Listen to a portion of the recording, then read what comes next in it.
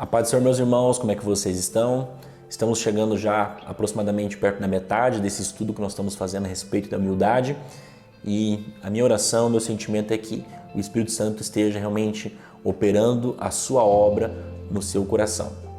Nós vamos falar a respeito hoje da humildade nos discípulos de Jesus, porque nós analisamos no terceiro estudo que nós fizemos a respeito da humildade na vida de Jesus, mas os discípulos, eles se assemelham muito mais a mim e a você.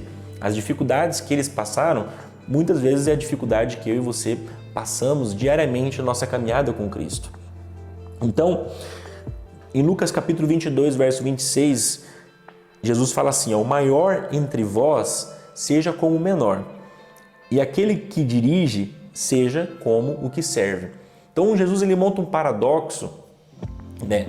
E até mesmo existe um livro que fala a respeito do reino e realmente os parâmetros usados no reino de Deus é como se fossem invertidos. Então o maior na verdade vai ser o menor. Tem um versículo que fala que os últimos na verdade vão ser os primeiros. Então existe um paradoxo, isso se aplica em diversos aspectos da fé cristã e nosso enfoque não é trabalhar tudo isso, né, nesse estudo, mas ele fala que realmente se você quiser estar num papel de liderança, se você quiser estar numa posição acima na fé cristã, na verdade você vai estar mais abaixo, você vai ser quem vai sofrer mais, você vai ser quem vai ter que se resignar mais, vai ter que abrir mão de mais coisas. Jesus, quando ele dá destino para a vida de Pedro, em João capítulo 22, verso 18, ele fala para Pedro assim, Pedro, se você quiser realmente pastorear as minhas ovelhas, você não vai mais se cingir, você não vai mais colocar sua própria roupa, você não vai mais se mandar. Então, beleza, você vai estar numa posição de pastoreio, você vai estar numa posição de cuidar de outras pessoas, mas na verdade quem vai ser cuidado vai ser você. Quem vai ser, moldado pela circunstância vai ser você. Você não vai se mandar mais, você vai ter que estar numa posição de servir. E na vida dos discípulos de Jesus, nós vemos muitas vezes esse contraste de humildade e orgulho. E principalmente antes do Pentecostes, antes do Espírito Santo vir sobre eles, em Atos capítulo 2, nós enxergamos diversas situações que os discípulos eles demonstraram o orgulho deles. Então nessa situação, Lucas capítulo 22, os filhos de Zebedeu, Tiago e João, eles chegam e pedem para Jesus, Jesus, como é que eu faço para ter um lugar na tua direita no trono? Eles não queriam ficar com a ralé lá embaixo, entendeu? Eles queriam estar no céu e além de estar no céu, eles queriam uma posição privilegiada. Então eles queriam estar, como o pastor diz, no pódio. Eles queriam estar por cima. E Jesus fala assim, cara, vocês estão entendendo tudo errado, porque vocês vão tomar o meu cálice, vocês vão participar do mesmo batismo que eu vou participar. E ele fala assim, na verdade, se você quiser estar numa posição acima, você vai ser o menor, você vai estar numa posição abaixo, porque o reino de Deus, ele é invertido as coisas. Então, situações em que os discípulos demonstravam orgulho são diversas, né? Pedro, quando ele estava no Monte da Transfiguração, ele falou assim, que a gente fique por aqui, esquece o pessoal lá embaixo, vamos ficar por aqui, faz uma cabaninha para cada um. E aí, por várias vezes, Pedro foi repreendido e os outros discípulos também. E o que isso mostra para nós? A gente consegue aprender 3 lições que o nosso autor, o Andrew Murray, ele traz para nós. A primeira lição é que pode haver em nós esse sentimento que nós chamamos de religião, né, de fazer as coisas certas, fazer as coisas para Deus, e mesmo que seja uma religião ativa, uma religião energética, a humildade ela é ainda assim ausente. Então nós podemos fazer muito para Deus, nós podemos, agir e servir e correr e desenvolver os dons e ainda assim a humildade pode estar ausente no meu e no teu coração, porque nos discípulos eram assim. Os discípulos eles abriram de mão de coisas muito maiores do que eu e você. Eles abriram mão das suas vidas, eles abriram mão das suas famílias, muitos deles. Eles realmente abandonaram tudo e seguiram Jesus. Eles realmente faziam coisas maravilhosas, eles expulsavam demônios, eles curavam enfermos, eles estavam ali ajudando Jesus com os milagres. E ainda assim, nós enxergamos vários e vários episódios em que a gente enxerga que eles não tinham humildade. Eles não tinham entendimento de que eles, na verdade, eram nada.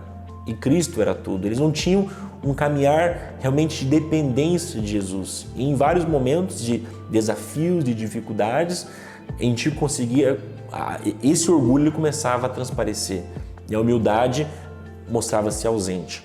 Então, essa é a primeira lição que a gente aprende, que muitas vezes não é porque eu faço muito para Deus que eu tenho um caráter humilde.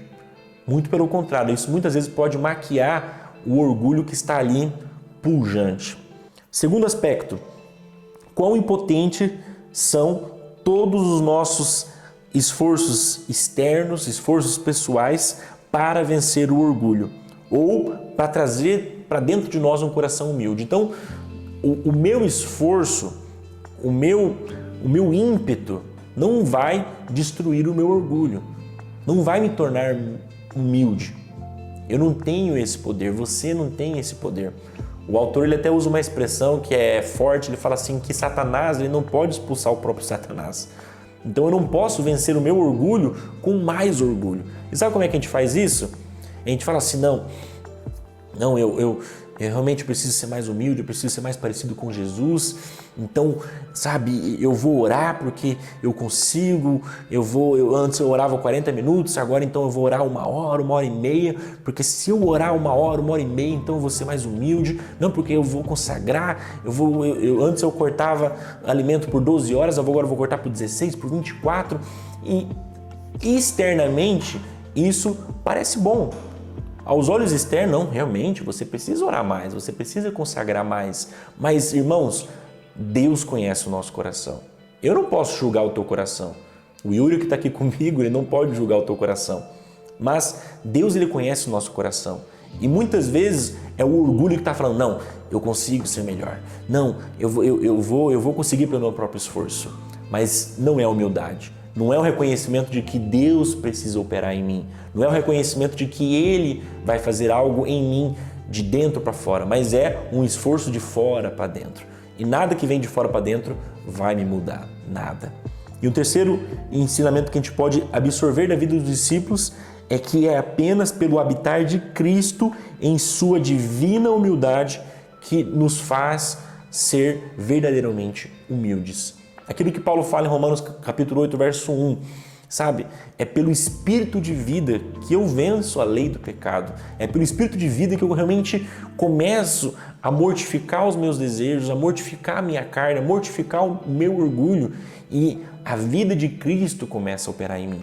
E isso, irmãos, é doloroso. Isso é difícil.